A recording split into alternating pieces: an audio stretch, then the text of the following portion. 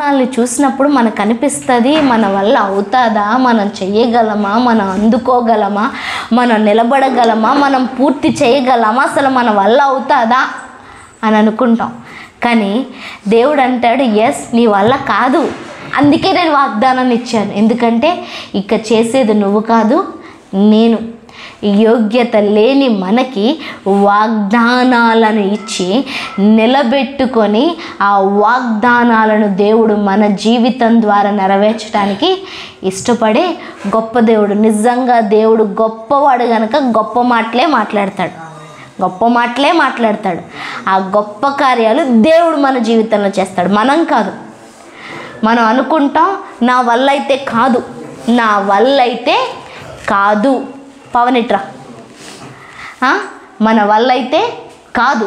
కానీ దేవుడు అంటాడు, ఎస్ నీ వల్లే కాదు, కానీ నీలోంచి నేను చేస్తాను అనే గొప్ప కార్యాలు చేసే గొప్ప దేవుడు. అక్కడ ఒక మాట రాయబడింది, మనం చదువుకున్న కీర్తన భాగంలో ఒక మాట ఉంది. ఏంటి అంటే, అబ్బా నిజంగా మొక్క దర్శనం అంట మనల్ని తృప్తిపరుస్తుందంట. నేనైతే నీతి గలవాడనై నీ మొక్క దర్శనము చేసేదను. చాలామంది అనుకుంటారు నీతిమంతులే దేవుణ్ణి చూడగలరు అని అనుకుంటారు.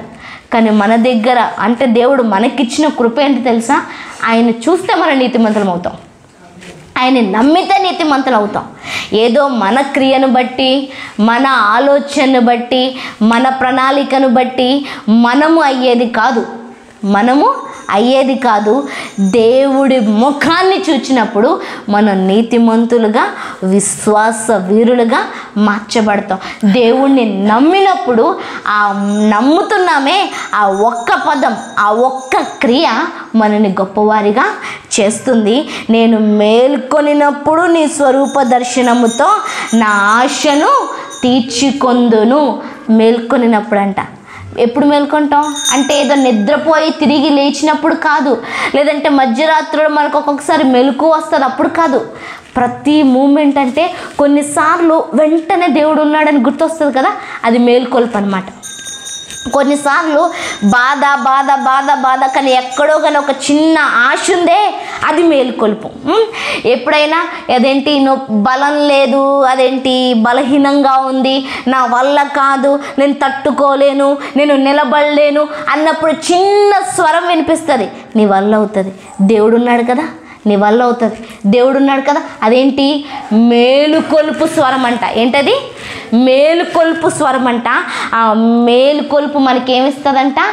తృప్తినిస్తుందంట, ఆశను తీర్చుకునేలాగా మనల్ని చేస్తుందంట. ఈరోజు నన్ను తృప్తిపరచడానికి యేసయ్య 2000 సంవత్సరాల క్రితమే శిలువ మరణాన్ని పొందాడు. ఈ కీర్తనకారు నిజంగా అదేంటి దావీదు రాశాడు. మరి దావీదు తృప్తి పొందాడో లేదో నాకైతే తెలీదు. మరి ఆయన ఎంటైర్ లైఫ్ ముగించుకునే ముందు తృప్తితో చనిపోయాడో లేకపోతే అసంతృప్తితో చనిపోయాడో నాకైతే తెలియదు. కానీ ఈ నూతన నిబంధనలో యేసు క్రీస్తు రక్తము చేత కడగబడిన మన అందరం కూడా తృప్తితో మరణిస్తాం. సంతృప్తితో మన దినములు గడుస్తాయి. సంతృప్తితో మనము దేవుడి మన జీవితాల్లో ఇది చేశాడని చెప్తూ ముందుకెళ్తాం. అదే మన దేవుడి గొప్పతనం. ఇప్పుడు మన దగ్గర కడుపు నిండిపోయింది, ఇంకా లోపలికి వెళ్ళే అంత ఆశ లేదు, అంటే ఇంకా తినే అంత ఖాళీ లేదు. అప్పుడు ఏం చేస్తాం? రారా ఉందిరా పెడతాను, రారా నువ్వు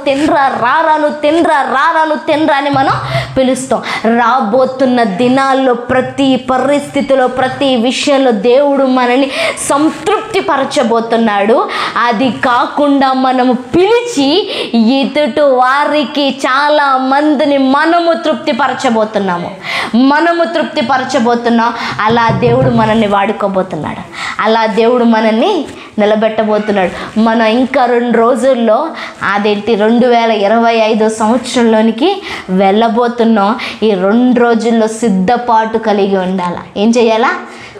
నేను ఒక్క విషయం చెప్తున్నాను. రాత్రి దేవుడు నాతో మాట్లాడుతున్నాడు. ఏంటి అంటే, ఎట్లాగైతే యాకోబు ఆ యొక్క అన్న దగ్గరికి, ఆ కానాను దేశానికి వెళ్ళటానికి ఆ ఆదికాండం 32వ అధ్యాయము అదేంటిలో ఉన్నాడో అది దాటి వెళ్ళటానికి ప్రార్థన చేస్తున్నాడు. ఎందుకంటే ఇప్పుడు వరకు ఉన్న జీవితం ఒక ఎత్తు ప్రభువా, ఇక నుంచి ఉండే జీవితము అసలు ఎలాంటి మార్గం లేదు, అవకాశం లేదు, పాసిబిలిటీ లేదు, అసలు ఉంటానో ఉండనో తెలీదు, బ్రతుకుతానో బ్రతకనో తెలీదు. నాకు మాత్రమే కాదు, నా భార్యలు, నా పిల్లలు, నా సంతానం అంతటికి కూడా స్కోప్ లేదు.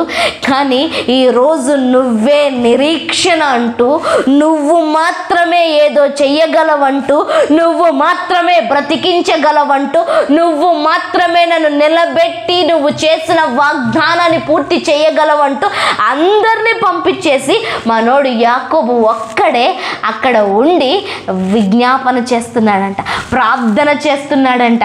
అంతేకాకుండా దేవుణ్ణి బతిల్లాడుతున్నాడంట. అయితే అక్కడ ఒక మాట రాయబడి ఉంది, ఏంటి అనేసి అంటే, అది దాటబోయే ముందు అక్కడ మహనీయము అంటే దేవదూతల గుంపు కనిపించిందంట. అప్పుడు అనుకున్నాడంట, ఓహో ఇక్కడ దేవదూతల సంచారం ఉంది, నేను తప్పకుండా ఏం చేయాలి, ఇక్కడ ప్రార్థన చెయ్యాలి. ఏం చేయాలా? ప్రార్థన చెయ్యాలి అనేసి ఆ రాత్రి ఏంటంట, ఆ రాత్రి, ఈరోజు ఇంకా 2 రోజులే ఉంది, ఈ రాత్రి సమయంలో ఉన్నావు. యాకోబు చేసిన ప్రార్థన నువ్వు నేను చేస్తే, యాకోబు ఎత్తిపట్టిన వాగ్దానాలు నువ్వు నేను ఎత్తిపడితే, యాకోబు ఎలాగైతే దేవుణ్ణి గట్టిగా పట్టుకున్నాడు అలాగే ఈ 2 రోజుల్లో నువ్వు పట్టుకుంటే ఈ 2025 సంవత్సరాల గొప్ప కార్యాలు చేసేవారుగా దేవుడు మనం నిలబెట్టబోతున్నాడు. మనము చేస్తాము. నేను చెప్తున్నాను కదా, ఇన్ని సంవత్సరాల లాగా కాదు, 2025 నుంచి వీఆర్ స్పెషల్. ఎందుకు స్పెషల్ అమ్మా? ఏదైనా అద్భుతం జరుగుతుందంటే ఎస్. ఏంటి అద్భుతం అంటే, నువ్వు దేవుడిని నమ్ముతున్నావు కదా, దేవుడికి కొంచెం దగ్గర అవుతున్నావు కదా, దేవుడు వాగ్దానాల్ని చేస్తాడు అనేసి ఇంకొక అడుగేస్తున్నావు కదా, దేవుడి పనిలో ఇంకొక అడుగేసావు కదా, దేవుడు పని చేయటానికి అక్కడ ఇక్కడ నీ చెయ్యి నీ కాలు పెట్టావు కదా, దేవుడు మందిరంలో అడుగు పెట్టావు కదా, దేవుడు మందిరంలో పని చేస్తున్నావు కదా, దాన్ని బట్టి దేవుడు ఒక గొప్ప కార్యాన్ని చెయ్యబోతున్నాడు. దాన్ని బట్టి దేవుడు అద్భుతంగా మన జీవితాల్ని మార్చబోతున్నాడు. నేను చెప్తున్నాను, రోజుకొక సాక్ష్యాన్ని ఇవ్వబోతున్నాడండి. ఒక కార్యం కాదు, 2025లో ఒక కార్యమే, ఒక వాగ్దానమే అని నేను చెప్పట్లేదు. 365 రోజులు, 365 వాగ్దానాలు, 365 రోజులు, 365 సాక్ష్యాలు. దేవుడు గొప్ప గొప్ప అద్భుతాలు చేస్తున్నాడు, చెయ్యబోతున్నాడు. చేసేవారిగా దేవుడు మనల్ని నడిపించబోతున్నాడు, చేసేవాడిగా మనల్ని నడిపించుచున్నాడు. రఖా జదీరి మామ కలియాంద్ర సెకేదెరియా. రోజు 32వ అధ్యాయం మొదట్లో యాకోబు, ఆదికాండము 32వ అధ్యాయం మొదట్లో యాకోబు తన త్రోవను వెళ్ళుచుండగా దేవదూతలు అతనిని ఎదుర్కొనిరి. యాకోబు వారిని చూచి ఇది దేవుని సేన అని చెప్పి ఆ చోటికి మహానయము అని పేరు పెట్టెను. ఈరోజంట యాకోబు మార్గంలో ఎవరు కనిపించారంట, ఎవరు ఎదుర్కొన్నారంట? దేవదూతలు ఎదుర్కొన్నాయంట. దానికి యాకోబు పేరు పెట్టాడంట. ఈరోజు నిన్ను దేవదూతలు ఎదుర్కొనబోతున్నాయి. ఈ 2 రోజుల్లో నువ్వు 31 రాత్రి 12 క్రాస్ చేయటానికి ముందుగా వెళ్తున్నప్పటికే దేవుడు గొప్ప కార్యం చెయ్యబోతున్నాడు. నిన్ను దేవదూతలు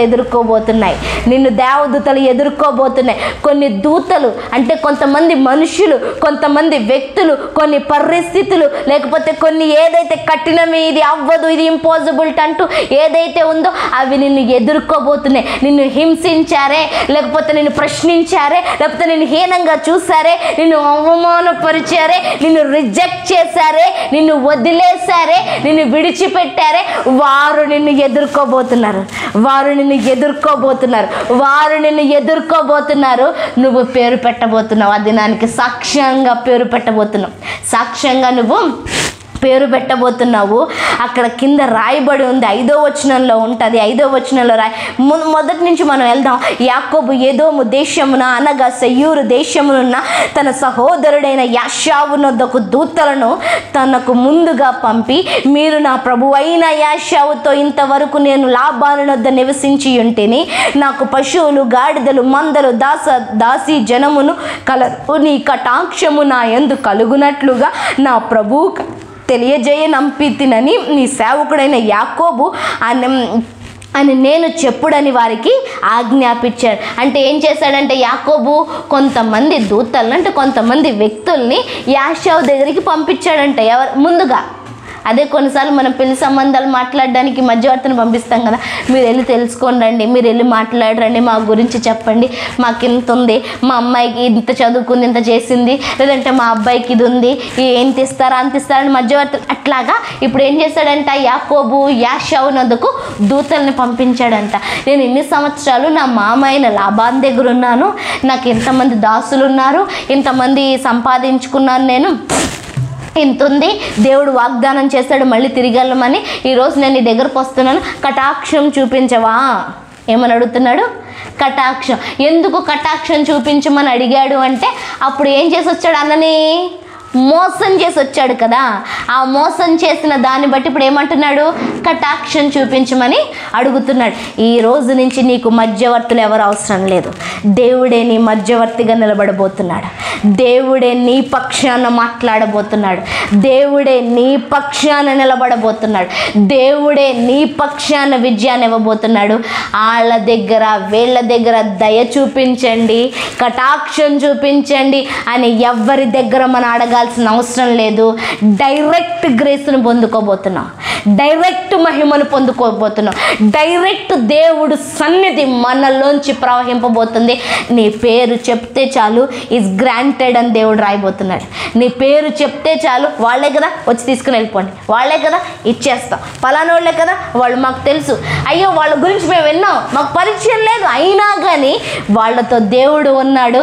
ఇట్స్ గ్రాంటెడ్, ఇట్స్ గ్రాంటెడ్. అది వారి కోసం మేము ఇచ్చేస్తున్నాం, నిర్ణయించేస్తున్నామని ప్రయాస లేకుండా దేవుడు కార్యాలు జరిపించబోతున్నాడు, ప్రయాస లేకుండా కార్యాలు జరిపించబోతున్నాడు. ఇక్కడ నాకు అదేంటి ఒక విషయం దగ్గర ఆలోచన వచ్చింది, నవ్వని చెప్పాలో లేకపోతే ఆలోచన అని చెప్పాలో కానీ ఏమని చెప్తున్నాడంటే, ఇగో నా దగ్గర ఇంతమంది ఉన్నారు, ఇన్ని గుంపు ఉంది, ఇన్ని పశువులు ఉన్నాయి, ఇంతమంది దాసులు ఉన్నారు, కావలసిన నీకు అన్నీ ఇచ్చేస్తాను, నన్ను ఏం చెయ్యొద్దు, నువ్వు నన్ను ఏం చేయదు. ఒకరిని బతిలాడుకునే స్థితి మనకు లేదు, ఒకరిని బతిలాడే స్థితి మనకు రానివ్వడు దేవుడు. ఈరోజు వాటన్నిటిని బట్టి నిన్ను యాషావు వదిలేస్తాడేమో, అక్కడ రాయబడి నీ దాసుడు అని చెప్పమంటున్నాడు. ఎవరిని? యాషావు దగ్గరికి మనుషుల్ని పంపించి యాకోబు అనే వ్యక్తిని ఏమని చెప్తున్నాడు, యాషావుకి దాసుడు, నీ తమ్ముడు అని చెప్పొచ్చు కదా, నీ తమ్ముడు వచ్చాడు అని చెప్పొచ్చు కదా. ఎందుకంటే రిలేషన్ లేదు కాబట్టి ఏమంటున్నాడు, మోసం చేసి వచ్చాడు కాబట్టి ఏమంటున్నాడు, అన్న తమ్ముడు అన్న బంధం చెప్పట్లేదు, నీ దాసుడిని అంటున్నాడు. కానీ మనము దాసులం కాదు, మనం వారసులం, మనం బిడ్డలం, మనం కుమారులము, మనము కుమార్తెలము. మన దేవుడి దగ్గరకు వచ్చినప్పుడు అయ్యా నేను దాసుడిని అని ఏడవలసిన అవసరం లేదు. అయ్యా, తండ్రి, నాయనా, అబ్బా, ఫాదర్ అని నువ్వు తండ్రి అని పిలిచే ఒక్క మాటికి దేవుడు పలకబోతున్నాడు. వాళ్ళ దగ్గర వీళ్ళ దగ్గర నీ డాడీ నిన్ను దాసుడిగా ఉంచాడు. అంతే కదా. ఇప్పుడు నేను చదువుకోలేదురా, నా పిల్లల్ని చదివిస్తానురా అని మనం కష్టపడి పిల్లల్ని చదివేయట్లే. ఎందుకు? మనం వాళ్ళ దగ్గర వీళ్ళ దగ్గర చాకరీ చేసినట్లు మన పిల్లలు చాకరీ చెయ్యకూడదు అని. మీరే ఇంత ఆలోచిస్తే యేసయ్య ఎంత ఆలోచించాలా? తండ్రి అయిన దేవుడు ఎంత ఆలోచించాలా? నువ్వు అనుకుంటున్న దానికంటే 100 రెట్లు నీ పిల్లలు గొప్ప పొజిషన్లో ఉండబోతున్నారు. ఇది నీ ఆలోచన, నీ ఉద్దేశం కాదు. యేసయ్య ఒక్కటే అంటున్నాడు, నేను వారిని నా పిల్లలుగా అంగీకరించాను, నా దాసులుగా కాదు. నేను వారితో రిలేషన్ని కలిగి ఉన్నాను, నా వారసులుగా, నా పిల్లలుగా, నా బిడ్డలుగా నేను అంగీకరించాను. వారు ఎవరికి దాసులు అవ్వరు. It's a prophetic word. నీ పిల్లలు, మనము, మన సంఘం ఒకరి కింద చాకరీ చెయ్యం, మనల్ని దేవుడు యజమానులుగా నిలబెట్టబోతున్నాడు. దేవుడు మనల్ని అధికారులుగా నిలబెట్టబోతున్నాడు. మనం దాసులమండి అని బ్రతిన్లాడే స్థితిని దేవుడు మనకు ఇవ్వనివ్వడు. దేవునికి స్తోత్రం. రైకాజాదిర్ 7వ వచనం చూడండి. అక్కడ అదహనమియా హుజోథరియా, యాకోబు మిక్కిలి భయపడి తొందరపడి యాషావు ఒక గుంపు మీదకి వచ్చి దాన్ని హతము చేసిన ఎడల మిగిలిన గుంపు తప్పించుకొని పోవుననుకొని తనలోనున్న జనులను, మందలను, పశువులను, ఒంటెలను 2 గుంపులుగా విభాగించెను. అప్పుడు యాకోబు, నా తండ్రి అయిన అబ్రహాము దేవా, నా తండ్రి అయిన ఇసాకు దేవా, నీ దేశమునకు నీ బంధువుల యొద్దకు తిరిగి వెళ్ళుము, నీకు మేలు చేసేదనని నాతో చెప్పిన యెహోవా, నీవు నీ సేవకునికి చేసిన సమస్తమైన ఉపకారములకును సమస్తమైన సత్యమునకు అపాత్రుడను. ఎట్లనగా నా చేతి కర్రతో మాత్రమే యోర్దాను దాటి తిని, ఇప్పుడు నేను 2 గుంపులనైతిని. ఏం చేశాడంట?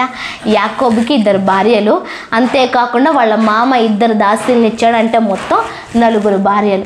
4 భార్యలకు మొత్తం 12 మంది పిల్లలు. అయితే ఏం చేశాడు తెలుసా మనోడు? ముందు పశువులు పెట్టాడంట, తర్వాత దాసులను పెట్టాడంట, తర్వాత ఎవరైతే ఇష్టం లేదో, అంటే అందరూ ఇష్టమే, ముందు దాసుల పిల్లల్ని పెట్టాడంట. తర్వాత ఆయన సొంత పిల్లల్ని పెట్టుకున్నాడంట. ఏం చేశాడు అంటే ఒక గుంపుని 2 గుంపులుగా చేశాడంట. ముందు పశువులు, అన్ని దాసులు, తర్వాత దాసులకు పుట్టిన పిల్లలు, తర్వాత తన సొంత భార్యలు, తన సొంత పిల్లలు, అట్లా 2 గుంపులను చేశాడంట. యాషావు కోపంతో వస్తున్నాడు, మోసం చేశాననేసి నా మీద పగతో వస్తున్నాడు కాబట్టి ఒక గుంపును చంపేలోపు ఇంకో గుంపుతో పారిపోదాము అని అనుకున్నాడంట. ఈరోజు దేవుడు నిన్ను పారిపోయే గుంపులో ఉంచలేదు. పారిపోవు నువ్వు శత్రువుని తరిమేలాగా దేవుడు చేయబోతున్నాడు. ఇంకో విషయం చెప్పనా? నీకు మనిషి అనే శత్రువు లేకుండా చేయబోతున్నాడు. నీకు ఏ మనిషి, ఏ విరోధు, ఏ శత్రువు లేకుండా చేయబోతున్నాడు. కేవలం దుష్టుడు మాత్రమే నీకు శత్రువు. ఎప్పుడు చెప్తున్నాను, ఒక మనిషి గొడవాడాడు, ఒక మనిషి ఏదో మాట అన్నాడు, ఒక మనిషి ఏదో కఠినంగా మాట్లాడుతున్నాడంటే దానికి గుర్తు ఆ వ్యక్తి కాదు మనకి ఎనిమి, ఆ వ్యక్తి వెనకాల ఉన్న దుష్టుడు మనకి ఎనిమి అన్నమాట. ఈరోజు ఏ వ్యక్తి కూడా నీకు వ్యతిరేకంగా లేవకుండా దేవుడు చేయబోతున్నాడు. ఏ వ్యక్తి కూడా నీకు నాకు వ్యతిరేకంగా మాట్లాడకుండా దేవుడు చేయబోతున్నాడు. నీ ముందు నిలబడిన ఏ వ్యక్తి కూడా నిన్ను ప్రశ్నించకుండా దేవుడు చేయబోతున్నాడు. నీ ముందు నిలబడిన ఏ వ్యక్తి కూడా నీ వైపు పాయింట్ అవుట్ చేయకుండా దేవుడు చేయబోతున్నాడు. నువ్వు ఏ చెడు చేసినా ఒప్పుకుంటానని అర్థం కాదు, దానికి అర్థం అసలు చెడే నీ జీవితంలోనికి రానివ్వకుండా చేయబోతున్నాడు. ఏ తప్పు పొరపాటు మనం చేయకుండా దేవుడు చేయబోతున్నాడు. అవినీతి కార్యములే చేయకుండా నీతి గల వ్యక్తులుగా మనం జీవించినప్పుడు ఎవరు మనల్ని పాయింట్అవుట్ చేయరు, ఎవరు మనల్ని ప్రశ్నించరు, ఎవరు మనల్ని వ్యతిరేకించరు. దేవుడు ఇలాగ నడిపించబోతున్నాడు మనల్ని. దేవుడు పారిపోయే గుంపు కాదండి, మనం ఎదుర్కొనే గుంపు. పారిపోయే గుంపు కాదండి, మనం ఎదుర్కొనే గుంపు. ఇక్కడ ఒక ప్రార్థన ఉంది చూసారా, 9వ వచనంలో ఉంటుంది. అప్పుడు యాకోబు అంటున్నాడు, నా తండ్రి అయిన అబ్రహాము దేవా, నా తండ్రి అయిన ఇసాకు దేవా, నీ దేశమునకు నీ బంధువుల యొద్దకు తిరిగి వెళ్ళుము, నీకు మేలు చేసేదనని నాతో చెప్పిన యెహోవా. ఏమంటున్నాడు? నీ దేశానికి తిరిగి వెళ్ళు, నీకు మేలు చేసేదని నాతో చెప్పిన దేవా అని పిలుస్తున్నాడు. అబ్రహాముని జ్ఞాపకం చేసుకుంటున్నాడు, ఇస్సాకుని జ్ఞాపకం చేసుకుంటున్నాడు. యాక్చువల్గా చెప్పాలంటే అబ్రహామును బట్టే దేవుడు అందరినీ దీవించాడు. అబ్రహామును బట్టే ఇస్సాకునైనా దీవించాడు, అబ్రహామును బట్టే యాకోబునైనా, లేదంటే అబ్రహామును బట్టి ఈరోజు ఇశ్రాయేల్ దేశానైనా కానీ కాపాడుతున్నాడు. ఈరోజు నీకు నాకు అబ్రహాం అవసరం లేదు, నీకు నాకు అబ్రహాం అవసరం లేదు, నీకు నాకు యేసయ్య ఉన్నాడు. మనం 100 పేర్లు పెట్టాల్సిన అవసరం లేదు. ఈరోజు యేసు నామంలో తండ్రి అని నువ్వు పిలిచే ప్రతి పిలుపుకు ఆయన పలకబోతున్నాడు. ఇక్కడ మరి ఎంతసేపు మొరపెడితే దేవుడు విన్నాడో నాకు తెలీదు. మరి ఎన్ని సంవత్సరాలు ఆయన ప్రార్థనో నాకు అర్థం కాలేదు. లేకపోతే ఆయన ప్రయాస, లేదంటే దేవుడు వినటానికి ఆయన ఏం చేశాడో నాకు తెలియదు. కానీ ఈరోజు నువ్వు నేను పిలవటానికి పెద్ద సమయం అవసరం లేదు. నువ్వు నేను ఆయన పలకటానికి నువ్వు నేను పెద్ద కష్టపడాల్సిన అవసరం లేదు. తండ్రి యేసయ్య చాలు. ఈ మాట యేసునామం ఈ ఒక్క పదములోనే మనకి ఆయనకి బంధాన్ని కనుపరచబోతున్నాడు ఆయన. ఈరోజు నుంచి నువ్వు సంతోషపడబోతున్నావు నీ ప్రార్థనను బట్టి. ఎందుకంటే ప్రతి ప్రార్థనకి జవాబు ఇవ్వబోతున్నాడు. ప్రతి ప్రార్థనకి అద్భుతమైన జవాబునివ్వబోతున్నాడు. ప్రతి ప్రార్థనకి అద్భుతాన్ని, మహత్కార్యాన్ని, మిరాకిల్ని, వండర్ని దేవుడు చేయబోతున్నాడు. వండర్స్ని దేవుడు చేయబోతున్నాడు. ప్రతి ప్రార్థనకి జవాబు వచ్చిందని గంతులేస్తూ మనం సాక్ష్యం చెప్పబోతున్నాం. గంతులేస్తూ మనం సాక్ష్యం చెప్పబోతున్నాం. ఇక్కడ అంటున్నాడు ఏంటి అంటే, నీ దేశమునకును నీ బంధువుల యొద్దకు తిరిగి వెళ్ళుము, నీకు మేలు చేసేదనని నాతో చెప్పిన యెహోవా. ఏమంటున్నాడు? నువ్వు తిరిగి వెళ్ళు అని కానాను దేశానికి వెళ్ళమని అన్య దేశం నుంచి పంపించేస్తున్నాడు. మళ్ళీ చెప్తున్నాను, నువ్వు నేను అన్య దేశంలో ఉండవు. నువ్వు నేను స్వదేశంలో ఉండబోతున్నావు. నువ్వు నేను సొంత ప్రాంతంలో ఉండబోతున్నావు. నువ్వు నేను సొంత గృహంలో ఉండబోతున్నావు. నువ్వు నేను సొంత ప్రాంతం, సొంత ప్రజల మధ్య ఉండబోతున్నావు. అంటే ఏదో ఊరు గ్రామము అని కాదు. నువ్వు ఎక్కడ నిలబడితే దేవుడు అది నీకు సొంతం చేయబోతున్నాడు. నువ్వు ఏ పని అయితే ఆ పనిని దేవుడు నీకు సొంతం చేయబోతున్నాడు. ఈరోజు నీ కానానులో, నీకు ఇవ్వబడిన స్వాస్థ్య భూమిలో అన్యుడు అని కనిపించదు. ఇక నుంచి నేను అన్య దేశంలో ఉన్నానే, అన్య ప్రాంతంలో ఉన్నానే, వేరే ఊర్లో ఉన్నానే అన్న మాట నీకు రానివ్వడు. నువ్వు ఉన్న ఊరినే దేవుడు నీకు స్వాస్థ్యంగా ఇవ్వబోతున్నాడు. నువ్వు ఉన్న ప్రజల్నే దేవుడు నీకు స్వాస్థ్యంగా ఇవ్వబోతున్నాడు. నువ్వు ఉంటున్న ప్రజల మధ్యలోనే దేవుడు నిన్ను స్థిరపరచబోతున్నారు. అన్యులు నేను అన్యుడిగా చూడరు. అంటే చుట్టూ వీళ్ళది ఆంధ్ర అంటరా, వీళ్ళది కర్ణాటక అంటరా, వీళ్ళది అదంటరా ఇదంట అని భేదాలు చూపరు. నిన్ను చూసి వారు భేదాలు చూపరు. నిన్ను స్వదేశస్థుడిగా అంగీకరిస్తారు. అంటే every one will accept you. ఈ నూతన దినాల్లో, ఈ నూతన సంవత్సరంలో each and every person will accept you. ప్రతి ఒక్కరూ కూడా నిన్ను అంగీకరించబోతున్నారు. ప్రతి ఒక్కరూ కూడా నా అని నిన్ను నన్ను అనబోతున్నారు. అలా దేవుడు చేయబోతున్నాడు. అంటే ఏంటి? వ్యతిరేకతలు లేకుండా, ద్వేషాలు లేకుండా, వాళ్ళు వేరేలా వీరు వేరేలా అని వేరు తత్వం లేకుండా దేవుడు చెయ్యబోతున్నాడు. ఈరోజు నీకు వాగ్దానం చేసిన దేవుడు నీ వాగ్దానాలన్నీ ఆల్రెడీ అవును ఆమెనని చెప్పేశాడు. ఆమెన్. ఏవైతే ఎన్ని సంవత్సరాలకి నువ్వు 99 లేకపోతే 120 సంవత్సరాలు బ్రతుకుతావు కదా, దానికి ఏ అయితే వాగ్దానాలు ఉన్నాయో అవన్నీ కూడా ఆల్రెడీ అవును ఆమేన్. అవన్నీ కూడా జరిగిపోయాయి. ఆ టైంలో వస్తాయి అంతే.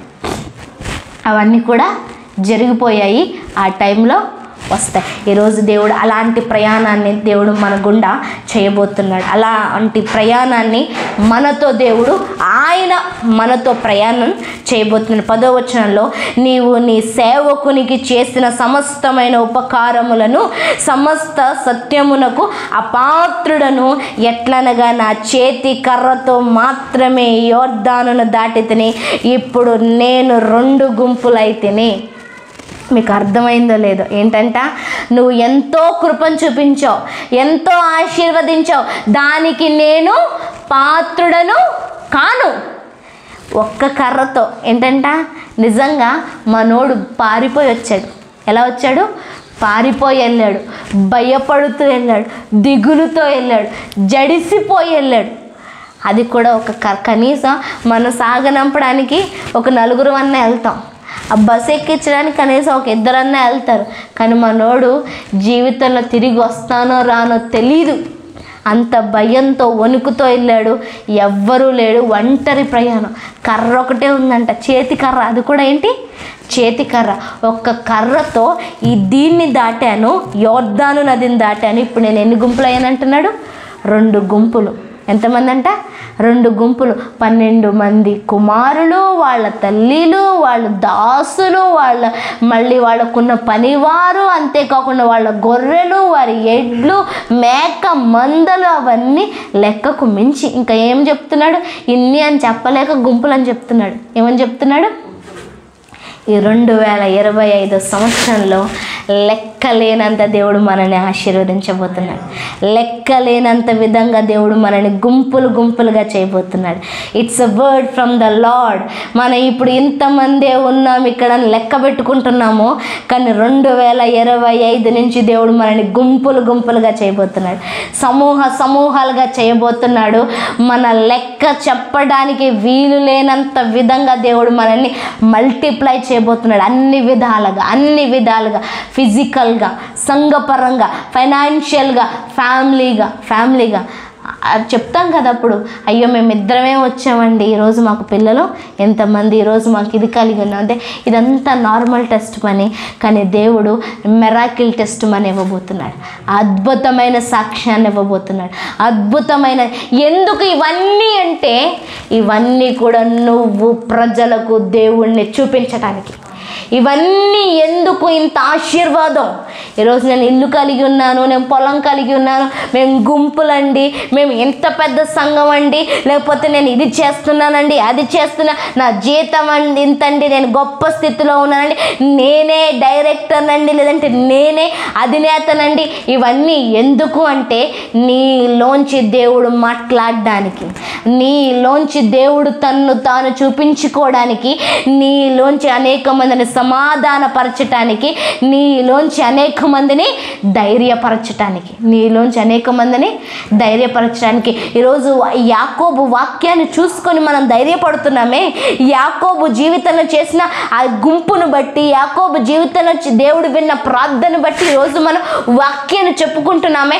అలాగ మన జీవితంలో దేవుడు చెయ్యబోతున్న కార్యాలు బట్టి చాలామంది సాక్ష్యం చెప్పబోతున్నారు, చాలామంది బలపడబోతున్నారు, చాలామంది నిలబడబోతున్నారు, చాలామంది క్రీస్తులోకి రాబోతున్నారు, చాలామంది జీవితాలు వెలుగులోనికి రాబోతున్నాయి. అలాగా కొంతమందికి కారణంగా దేవుడు మనల్ని నిలబెట్టబోతున్నాడు. అలా కొంతమందికి సాక్ష్యంగా దేవుడు మనల్ని నడిపించబోతున్నాడు. నీవు నీ సేవకునికి ఎంతంట? 2 గుంపులుగా దేవుడు చేశాడంట. నా సహోదరుడైన యాషావు చేతి నుండి దయచేసి నన్ను తప్పించుము, అతడు వచ్చి పిల్లలతో తల్లిని నన్ను చంపునేమో అని అతనికి భయపడుచున్నాను. ఏమంటున్నాడంట? యాషావు నన్ను చంపకుండా నన్ను కాపాడు దేవా, అతని చేతి నుండి నన్ను తప్పించు దేవా, నా పిల్లలను నా భార్యలను తప్పించు దేవా, యాషావు నన్ను చంపేస్తాడేమోనని భయం వేస్తుంది దేవా అని దేవుడికి ప్రార్థన చేస్తున్నాడు. ఇలాంటి భయపడే ప్రార్థనలు ఇక నీ జీవితంలో ఉండవు. ఎవరి చేతిలోంచో తప్పించు అనే ప్రార్థనలు మన జీవితంలో అసలు శత్రువులే లేకుండా దేవుడు చెయ్యబోతున్నాడు. ఆటంకాలే లేకుండా దేవుడు చెయ్యబోతున్నాడు. అసాధ్యమైనదంటూ మన జీవితంలో ఏది ఉండదు. ఈరోజు కష్టం వస్తుంది, శ్రమ వస్తుంది, కానీ అది నీకు అసాధ్యం కాదు. ఎందుకంటే అసాధ్యుడు నీ జీవితంలో ఉన్నాడు, నీలో జీవిస్తున్నాడు, నీ ఆత్మలో ఆయన ఉన్నాడు కనుక సమస్తాన్ని కూడా ఆయన సాధ్యపరచబోతున్నాడు.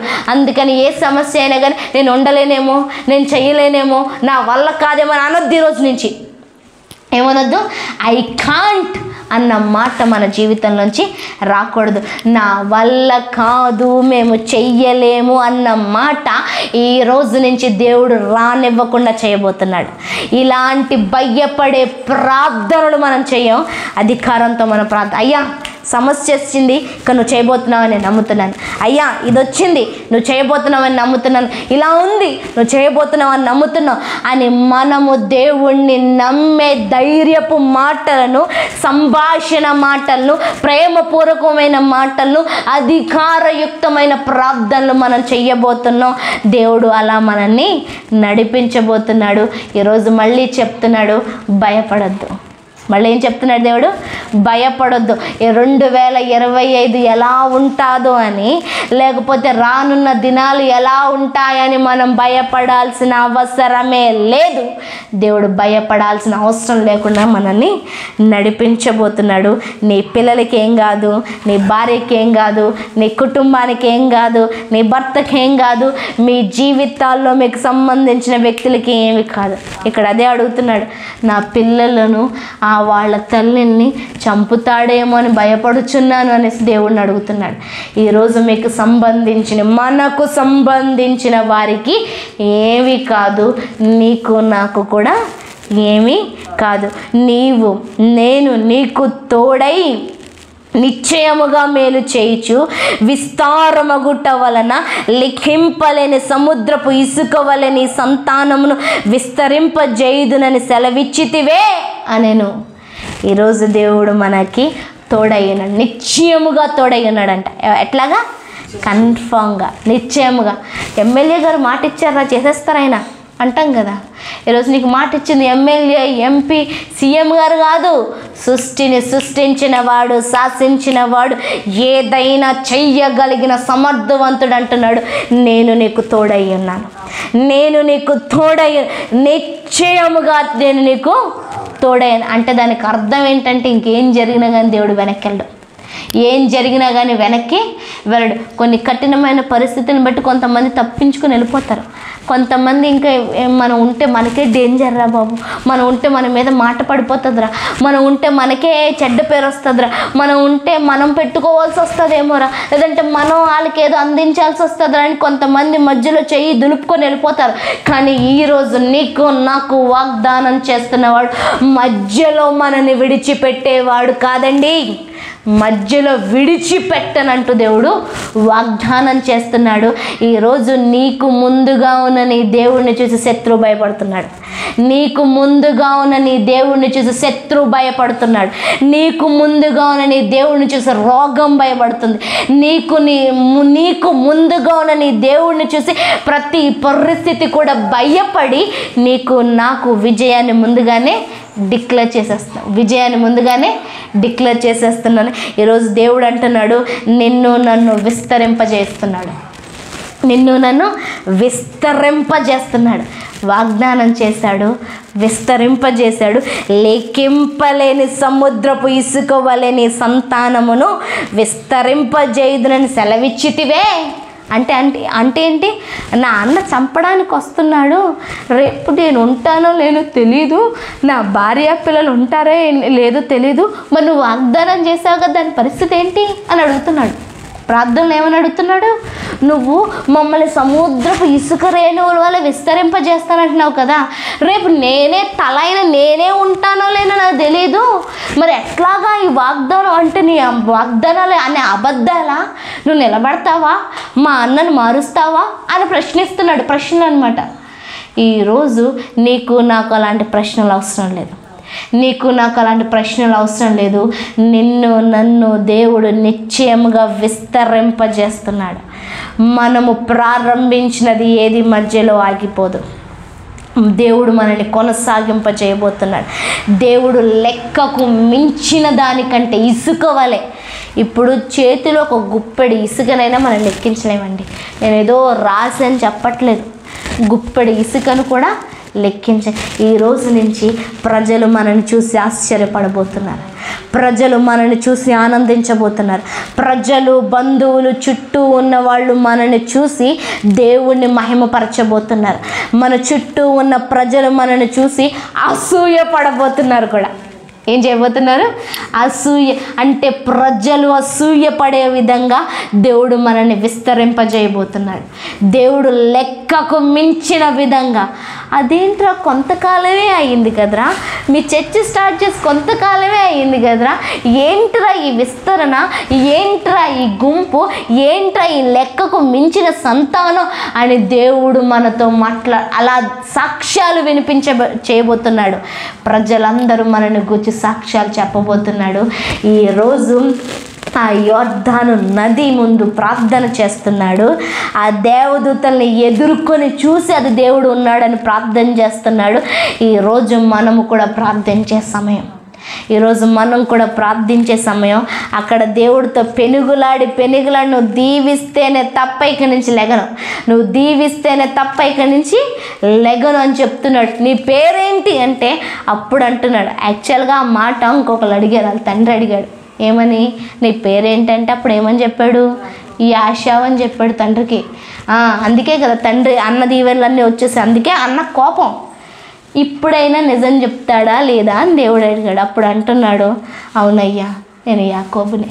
అంటే దానికి అర్థం ఏంటి, అవునయ్యా మోసగాడినే, అన్నను మోసం చేసినోడినే, తండ్రిని మోసం చేసినోడినే, అంతేకాకుండా నేను కూడా మోసపోయాను నా మామ చేత, మోసం చేసినోడిని మోసపోయినోడిని.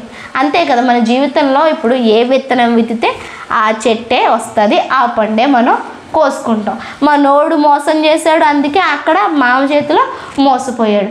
ఇక మన జీవితంలో మన చరిత్రలో మోసపోయే అవకాశం ఉండదు. దేవుడు మోసపోనివ్వకుండా మనల్ని నడిపించబోతున్నాడు. ఎవ్వరు మనల్ని మోసం చెయ్యలేరు, మనము ఎవరిని కూడా మోసం చెయ్యని బ్రతుకును దేవుడు మనకి ఇవ్వబోతున్నాడు. ఒకవేళ ఇప్పటి వరకు నష్టపోయి మోసపోయావేమో, దేవుడు దాన్ని మిరాకిల్గా మార్చబోతున్నాడు, దేవుడు దాన్ని సాక్ష్యంగా మార్చబోతున్నాడు. ఆ మోసపోయిన వ్యక్తే, మోసం చేసిన వ్యక్తే మళ్ళీ రాబోతున్నాడు. ఆ మోసం చేసిన వ్యక్తే మళ్ళీ వచ్చి క్షమాపణ చెప్పబోతున్నాడు. ఆ మోసం చేసిన వ్యక్తినే దేవుడు మన కాళ్ళ దగ్గరికి తీసుకురాబోతున్నాడు. అందుకే దేవుడు అన్నాడు, ఇంకా యాకోబు పేరొద్దురా, ఆ యాకోబు పేరొద్దు, నువ్వు ఇశ్రాయేలు అనబడుదువు. అంటే ఆ మాటకు అర్థం ఏంటంటే దేవుణ్ణి ముఖాముఖిగా చూచిన వ్యక్తి, దేవుడితో పెనుగులాడిన వ్యక్తి. ఈరోజు ముఖ దర్శనం మనం చేయబోతున్నాం. This is the time. ఈ రోజు నుంచి మనం దేవుణ్ణి చూడబోతున్నాం. ప్రతి పరిస్థితిలో దేవుణ్ణి చూడబోతున్నాం. మన ప్రార్థనలో దేవుణ్ణి చూడబోతున్నాం, ఆరాధనలో దేవుణ్ణి చూడబోతున్నాం, వాక్య గ్రంథంలో దేవుణ్ణి చూడబోతున్నాం. మన ముందు దేవుడు నడవటం మనం చూడబోతున్నాం. ప్రతి పరిస్థితి, ప్రతి వ్యక్తి, అన్ని సందర్భాల్లో దేవుడు మన జీవితాల్లో మనకి కనిపిస్తాడు. మనం చూసిన వాళ్ళు అందరూ చెప్తారు, దేవుడు మీకు తోడుగా ఉన్నాడు రా, కనిపించండి, నాకు అర్థమైపోయింది, నాకు అర్థమైపోయింది.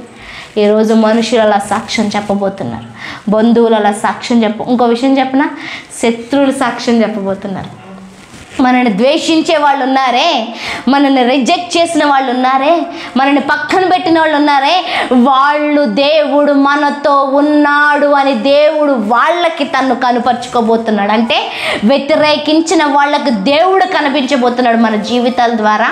ఆ వ్యతిరేకించిన వాళ్ళ సాక్ష్యం చెప్పబోతున్నారు, దేవుడు నీతో ఉన్నాడు, దేవుడు నీలో ఉన్నాడు, దేవుడు నువ్వు చేసే ప్రతి పనిలో ఉన్నాడు, నీతో నేను దేవుణ్ణి చూచుచున్నాను అని అందరూ సాక్ష్యం చెప్పబోతున్నారు. అలా దేవుడు మనల్ని నడిపించబోతున్నాడు. ప్రార్థన చేసుకుందాం. దేవానికి స్తోత్రాలు, రాజ్యానికి వందనాలు, సర్వశక్తిమంతుడానికి వందనాలు. అయ్యా ఆ నది, ఆ ప్రాంతము దాటే ముందు యాకోబు చేసిన ప్రార్థన ఈరోజు మేము చేస్తున్నాం తండ్రి. ఇంకా 2 దినాల్లో మేము కూడా 2024ని దాటబోచున్నాము. 2025కి ప్రయాణము చేయబోతున్నాం తండ్రి. యాకోబుకి తెలీదు రేపు ఉంటాడో ఉండడో, కానీ ఈరోజు మాకు తెలుసు తండ్రి, మేము ఉంటాము. 2025లో మేము ఉంటాము. నువ్వు మాకు ఇచ్చిన ఆయుష్నంతట్లో మేము జీవిస్తాము. ఏ అనారోగ్యం మాకు ఉండదు, ఏ ఆపద మాకు రాదు. మేము తలగా ఉంటాము, మేము అధికారులుగా ఉంటాము, మేము పైవారిగా ఉంటాము, మేము ఆశీర్వదింపబడిన వారిగా ఉంటాము, మేము విస్తరించి ఉంటాము, మేము అభివృద్ధి పరచబడి ఉంటాము, మేము లెక్కకు మించిన వారిగా ఉంటాము, మేము అధికముగా ఉంటాము, మేము భయపడని వారిగా ఉంటాము, మేము దిగులు పడని వారిగా ఉంటాం, మేము జడియని వారిగా ఉంటాం, అసలు శత్రువే లేని వారిగా ఉంటాము. తండ్రి నీకు వందనాలు, నీకు వందనాలు. మేము మోసపోని వారిగా ఉంటాము, మేము మోసము చెయ్యని వారిగా ఉంటాము. ఎవడు కూడా మమ్మల్ని మోసము చెయ్యలేని రీతిగా మా జీవితాలను మీరు నడిపించబోతున్నందుకు వందనాలు. ఇప్పుడు వరకు జరిగిన ప్రతి బాధ, ప్రతి సంఘటన, ప్రతి దాన్ని కూడా ఒక మేలుగా చేయబోతున్నందుకు వందనాలు తండ్రి. అయ్యా చేదైన వాటన్నిటిని అద్భుతాలుగా మధురముగా నువ్వు మార్చబోతున్నావు తండ్రి. ఈ 2025లో తండ్రి అయ్యా ఇదిగో ప్రతిదీ రుచికరంగా నువ్వు మార్చబోతున్నావు తండ్రి. ఇన్ని సంవత్సరాలు మా జీవితంలో ఉన్న చేదు అనుభవాలన్నింటినీ కూడా తండ్రి మధురముగా మళ్ళీ మేము పొందుకోబోతున్నాం 2025లో తండ్రి. అలాంటి గొప్ప కార్యాలు చేస్తున్నందుకు వందనాలు, గొప్ప కార్యాలు చేస్తున్నందుకు వందనాలు. ఈచ్ అండ్ సింగిల్ పర్సన్ అయ్యా ఈరోజు మేము కొంతమందిగా చిన్న సంఘంగా మేము ఆరాధిస్తున్నాం తండ్రి. కానీ నువ్వు మాట అన్నావు తండ్రి, గుంపులుగా మమ్మల్ని చేస్తానని తండ్రి, లెక్కకు మించిన విస్తారమైన ప్రజలుగా మమ్మల్ని చేస్తానని తండ్రి. ఆ రోజు మేము గంతులేసి సాక్ష్యం చెప్పబోతున్నాం తండ్రి. అన్యులను మా యొద్దకు తీసుకొస్తున్నందుకు వందనాలు తండ్రి. అయ్యా నిన్ను ఎరగని వారిని మా యొద్దకు తీసుకొస్తున్నందుకు వందనాలు, మాకు తెలియని వారిని మా యొద్దకు తీసుకొస్తున్నందుకు వందనాలు తండ్రి. అయ్యా మేము అన్యులుగా పిలవబడము అయ్యా, స్వాస్యముతో మమ్మల్ని నింపుతున్నందుకు వందనాలు అయ్యా. ఈరోజు మా పనులన్నీ పూర్తి చేయటానికి మాకు ముందుగా దేవదూతల్ని పంపిస్తున్నందుకు వందనాలు తండ్రి. మా ముందు మాట్లాడడానికి నువ్వే మా మధ్యవర్తివి తండ్రి. మాకు ఏ వ్యక్తి అవసరం లేదు, మాకు ఎవరు అవసరం లేదు. మా పక్షాన మాట్లాడడానికి మాకు ముందుగా నీవే నడవబోతున్నందుకు వందనాలు తండ్రి. నీవే నడవబోతున్నందుకు, చావు భయం లేకుండా చేస్తున్నందుకు వందనాలు తండ్రి. సంతోషముగా పడేవారిగా సంతృప్తితో మమ్మల్ని నడిపించబోతున్నందుకు వందనాలు తండ్రి. గుంపులుగా పిల్లలుగా తండ్రి మమ్మల్ని నడిపించబోతున్నందుకు వందనాలు. ఈరోజు ఒక్కటే మాటేస్తున్నాం, పిల్లల్ని చూచేదవు. ఆమేన్. నీకు వందనాలు తండ్రి. పిల్లల్ని చూచే విధంగా మమ్మల్ని నడిపించబోతున్నందుకు వందనాలు. ఆత్మీయ పిల్లల్ని నడిపించే విధంగా మమ్మల్ని చూస్తున్నందుకు నీకు వందనాలు తండ్రి. అయ్యా నీకు స్తోత్రాలు. సంతోషం. I'm so excited about you lord. నిన్ను బట్టి నేను ఎంతో ఆతృతతో సంతోషంగా ఉన్నాను తండ్రి. ఎందుకంటే ఇక అన్ని మేలు చేయబోతున్నాం. ఏ సమస్య కూడా నన్ను అధిగమించదు, మేమే సమస్యలను అధిగమించబోతున్నాం తండ్రి. ఏది కూడా మమ్మల్ని ఆపదు తండ్రి. సమస్తాన్ని మీ చేత మేము తన్నుకుంటూ వెళ్ళిపోతున్నాం తండ్రి. అయ్యా ఇదిగో 2025 ఒక ప్రశ్న కాదు తండ్రి, మా జీవితంలో జవాబు. 2025 నుంచి తండ్రి మా జీవితం ప్రశ్న కాదు, అది జవాబులతో కూడినది తండ్రి. అలా మమ్మల్ని నడిపిస్తున్నందుకు వందనాలు తండ్రి. అయ్యా ఇక్కడ ఉంటున్న ప్రతి కుటుంబాన్ని రక్తం కింద తీసుకొస్తూ, నీ సన్నిధి కిందకి తీసుకొస్తూ, మేలుల చేత నువ్వు మమ్మల్ని నడిపించినందుకు వందనాలు తెలియజేస్తూ, వీరందరి జీవితాలను దీవిస్తూ ఆశీర్వదిస్తూ యేసు నామములో ప్రార్థిస్తూ మిమ్మల్ని మహిమపరుస్తున్నాను తండ్రి. ఆమేన్. దేవుని నామానికి మహిమ కలుగును గాక.